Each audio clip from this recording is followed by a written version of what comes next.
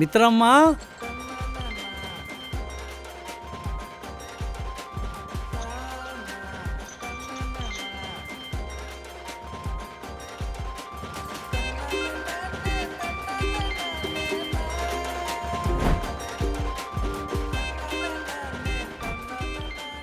வாடா வாடா செல்லம். தள்ளி போ மாமா.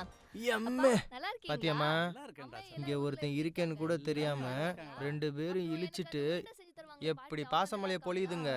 இருக்காங்கடா, அவங்க இருக்காங்க. அவங்க நல்லா இருக்காங்க. நீ எப்படிடா இருக்க? இந்த ஆள் 2 நாள் வராம இருந்ததுனால எல்லா வேலையும் நீ தான் பார்த்தன்ற காண்ட்ல தானே பாக்குற.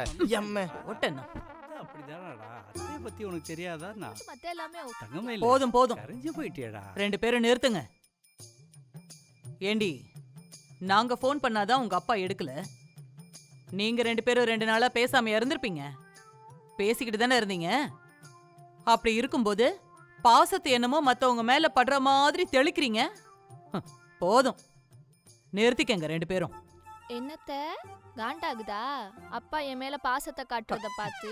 அப்படியெல்லாம் ஒண்ணும் இல்லையே. ஏதோ வேலை டென்ஷன், அதனாலதான். காலையில இருந்து வேலையெல்லாம் நான் தான் பாக்குறேன். அப்புறம் என்ன உங்களுக்கு டென்ஷன்? ஏதாச்சும் சொன்னா நல்லா வாயாடு. ஏமா பாப்பாவை திட்டுற? மாசிப்பா, நான் உனக்கு கேட்டனே, வாங்கிட்டு வந்தீங்களா? நீ ஒன்னு கேட்டா நான் பண்ணாம இருப்பேனாமா? இந்தாடா.